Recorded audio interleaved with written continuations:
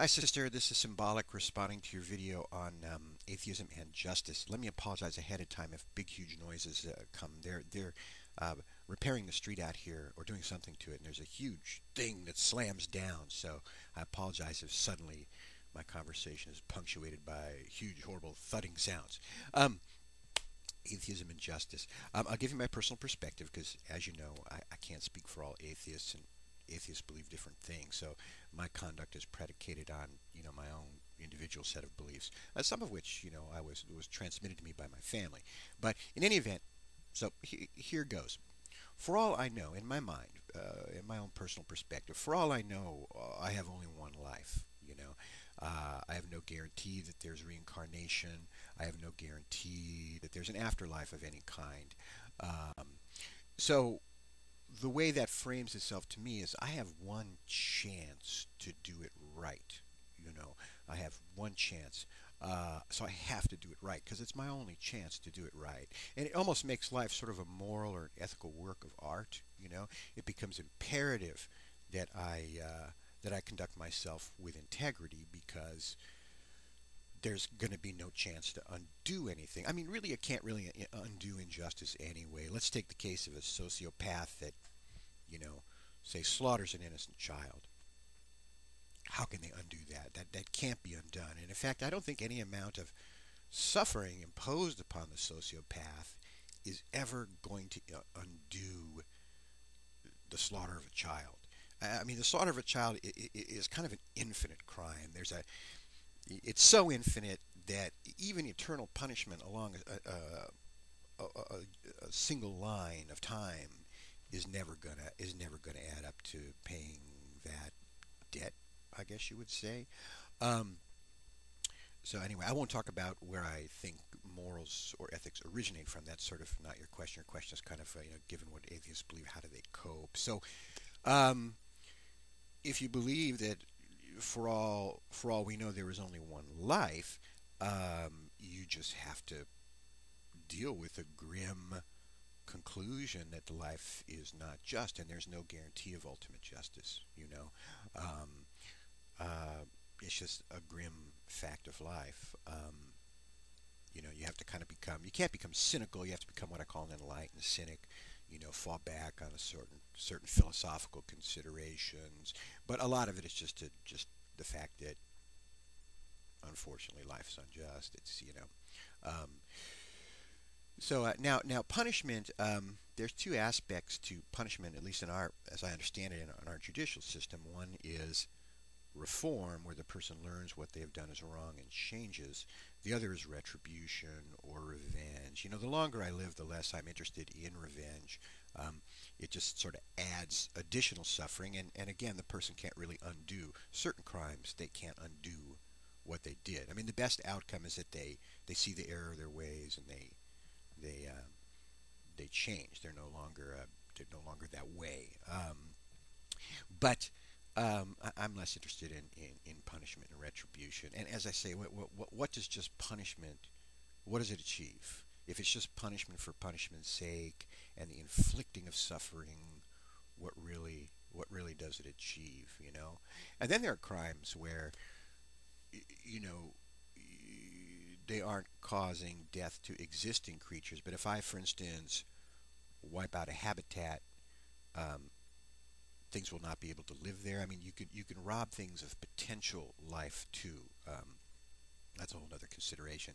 So that's the story there.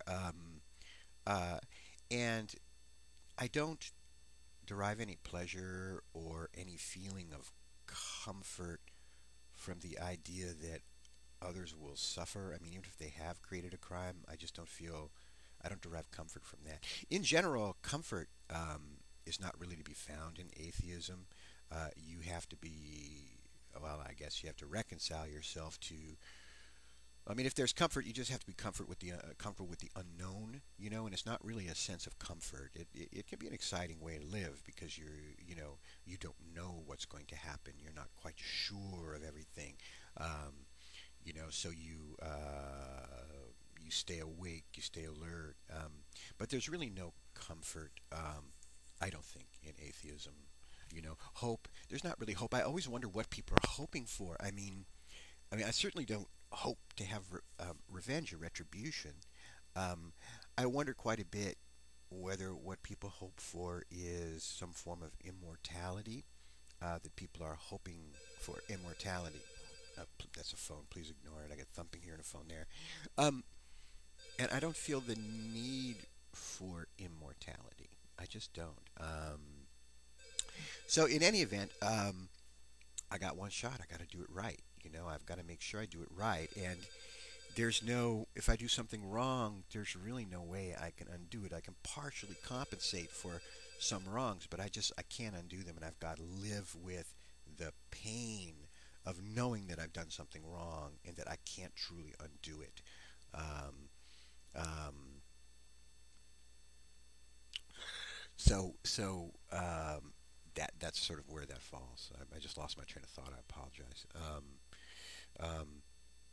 and coping, I don't know. Just have to reconcile ourselves, I guess, and reconciliation. I suppose by that I mean you just have to come to grips with, the pain that or the feeling that there's just nothing guaranteed.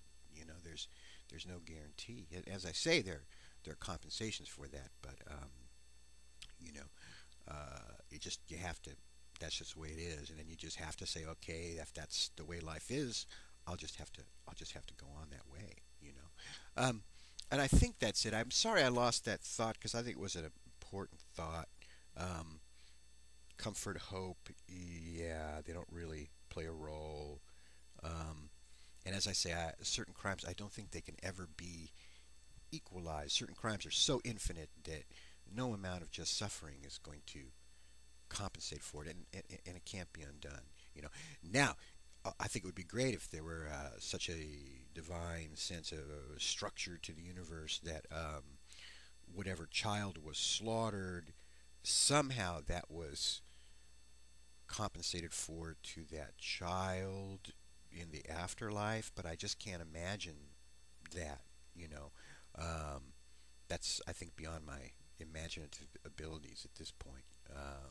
So, uh, what can I say? That story got to be comfortable with discomfort. I guess that's the best way to put it. Reconcile to discomfort. It does mean that with this belief, it's important that injustice be stopped here in the world now. That you stand up and speak out against injustice, because there's no guarantee that justice is going to be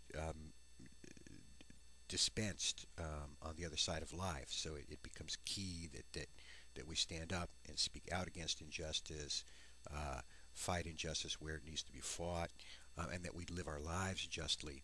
Um, that's it. And just be strong enough to cope with the discomfort of non-assurance. Thank you, sister. You take care. Great video. Bye-bye.